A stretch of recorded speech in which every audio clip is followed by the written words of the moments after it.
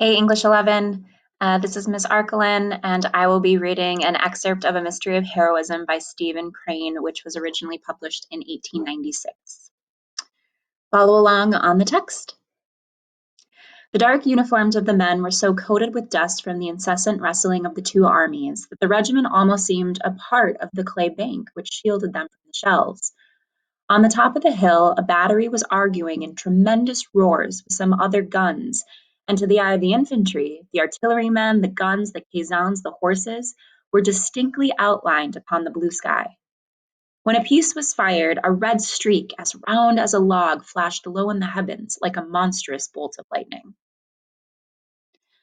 Collins of A Company said, "I wished I had a drink. I bet there's water in that there old well yonder." "Yes, but how you going to get it?" For the little meadow which intervened was now suffering a terrible onslaught of shells. Its green and beautiful calm had vanished utterly. Brown earth was being flung in monstrous handfuls, and there was a massacre of the young blades of grass. They were being torn, burned, obliterated. Some comrades joked Collins about his thirst. "Well, if you want a drink so bad, why don't you go get it?" "Well, I will in a minute if you don't shut up." A private in one of the rear companies looked out over the meadow and then turned to a companion and said, "Look there, Jim." It was the wounded officer from the battery, who some time before had started to ride across the meadow, supporting his arm carefully with his left hand. The man had encountered a shell apparently at a time when no one perceived him, and he could now be seen lying face downward with a stirruped foot stretched across the body of his dead horse. A leg of the charger extended slantingly upward, precisely as stiff as a stake. Around this motionless pair, the shells still howled. There was a quarrel in A Company. Collins was shaking his fist in the faces of some laughing comrades. "Dern ye ain't afraid to go. If you say much, I will go." "Of course you will. You'll run right through that medder, won't you?" Collins said in a terrible voice. "You see now." At this ominous threat, his comrades broke into renewed cheers. Collins gave them a dark scowl and went to find his captain. The latter was conversing with the colonel of the regiment. "Captain," said colonels, saluting and standing at attention. In those days, all trousers bagged at the knees. "Captain, I want to get permission to go get some water from that there well over yonder." The colonel and the captain swung about simultaneously and stared across the meadow. The captain laughed. "You pretty thirsty, Collins?" "Yes, sir, I am." "Well, said the captain. After a moment he asked, "Can't you wait?" "No, sir." The colonel was watching Collins's face. "Look here, my lad," he said in a pious sort of voice. "Look here, my lad." Collins was not a lad. "Don't you think that's taking pretty big risks for a little drink of water?" "I don't know," said Collins uncomfortably.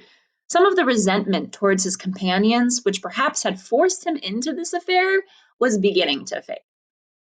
"I don't know whether 'tis." The colonel and the captain contemplated him for a time. "Well," said the captain finally.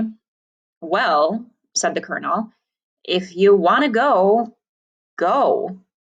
Collins saluted. "Much obliged to you." As he moved away, the colonel called after him, "Take some of the other boys' canteens with you and hurry back now." "Yes, sir, I will."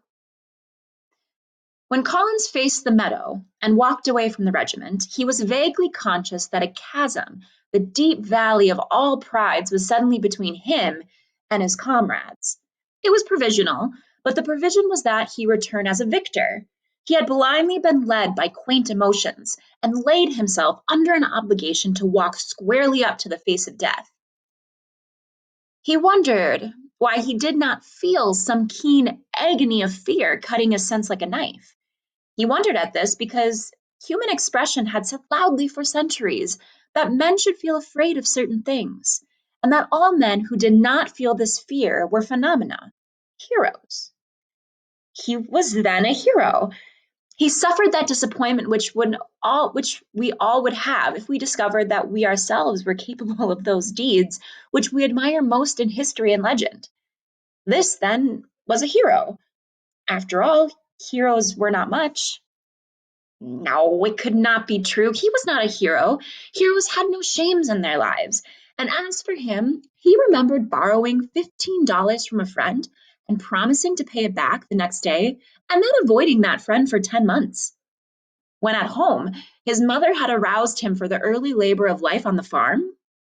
It had often been his fashion to be irritable, childish, diabolical, and his mother had died since he had come to the war. He saw that in this matter of the well, the canteens, the shells, he was an intruder in the land of fine deeds.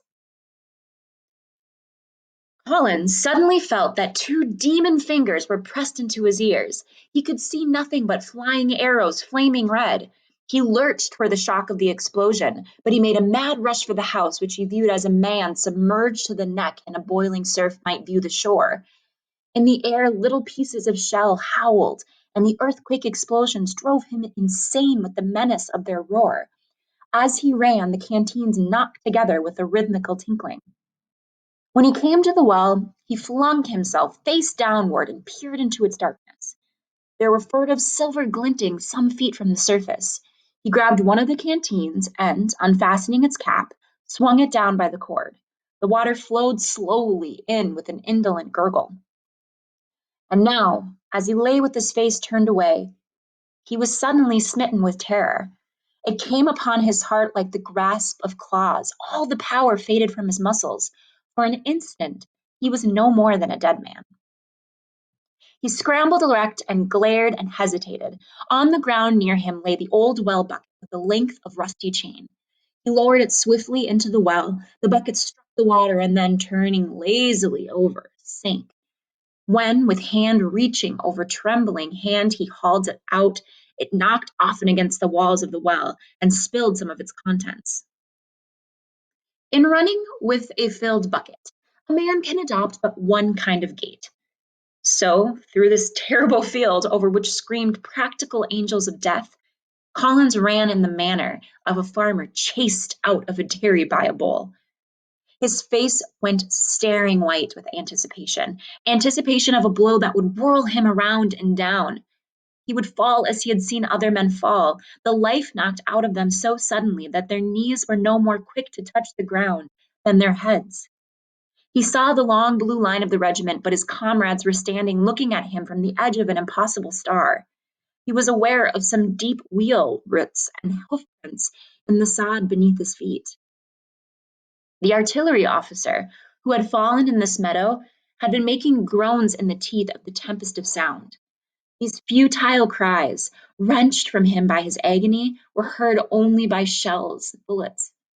When wild-eyed Collins came running, the officer raised himself, his face contorted and blanched from pain.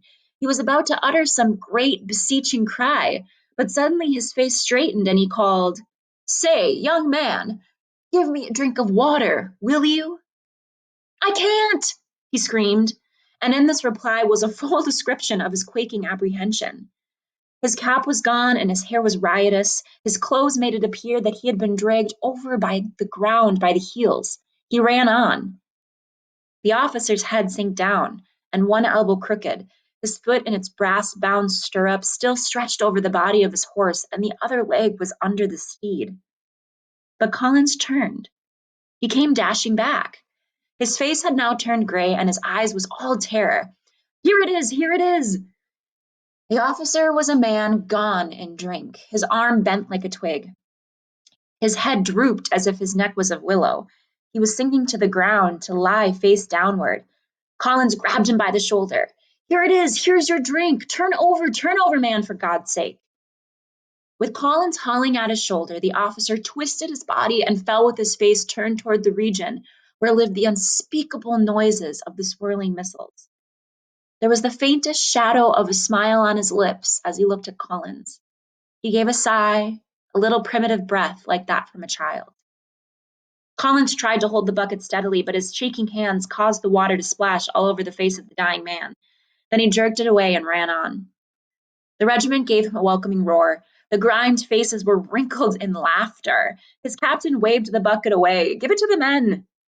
The two genial, skylarking young lieutenants were the first to gain possession of it. They played over it in their fashion. When one tried to drink, the other teasingly knocked his elbow. "Don't, Billy, you'll make me spill it," said the one. The other laughed. Suddenly, there was an oath, the thud of wood on the ground, and a swift murmur of astonishment from the ranks. The two lieutenants glared at each other. The bucket lay on the ground, empty. The questions that you are answering on Google Classroom are: what heroic task does Collins want to perform at the beginning of the story? What does Collins end up doing when the wounded officer asks for water? What situational irony occurs at the end of the story, and why is this significant? And finally, do you think the story is a realist or naturalist text? Support your answer with textual evidence and a connection to one of the genre's themes you took notes on Monday. Submit your Google form.